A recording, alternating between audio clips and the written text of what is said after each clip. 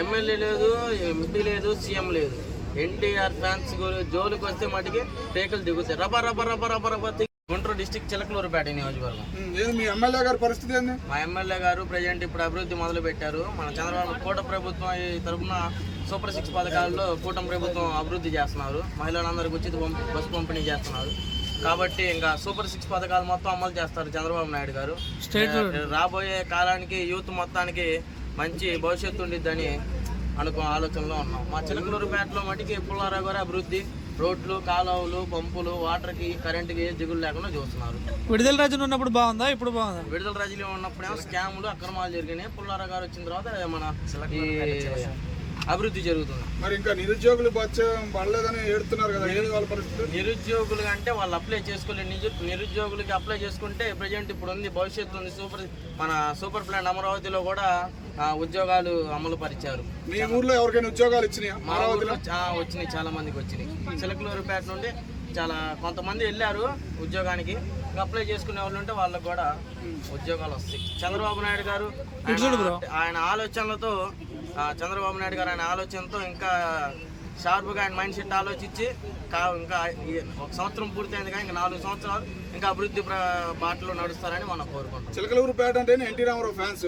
Anantapuram MLA గారు ఎన్టీ రామారావు గారిని అన్నారని ఎన్టీ రామారావు ఫ్యాన్స్ అంతా రివర్స్ అయ్యారు. దాని గురించి మీ అభిప్రాయం ఏంది? ఎన్టీఆర్ గారి ఫ్యాన్స్ జోలికి వస్తే పేకలు దిగుతాయి. ఒకటే మాట, ఎవరు మాటలు కాదు. ఎమ్మెల్యే పోస్టులు దించారు, రేపు పొద్దున పేకలేక వస్తారు.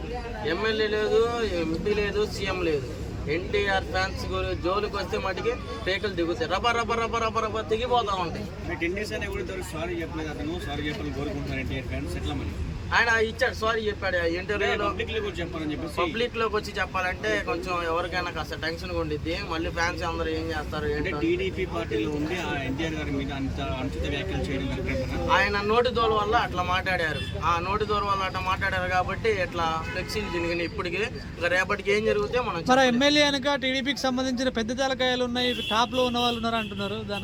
దాని గురించి అంటే ఇప్పుడు మన జగన్మోహన్ రెడ్డి గారు అన్నాడు, ఇప్పుడు నువ్వు ఎల్లకాలం నీదే ప్రభుత్వం ఉండదు, మా ప్రభుత్వం కూడా వచ్చిద్దని. ఎల్లకాలం నీ ప్రభుత్వం ఉంది కాబట్టి పోయిన సంవత్సరం గత ప్రభుత్వంలో జనాలందరూ నిన్ను గెలిపించి ఈ ప్రభుత్వంలో ఓడిపించారు. దేనికి? ఆ ఆలోచనలు కూడా నువ్వు తెచ్చుకోవాలి.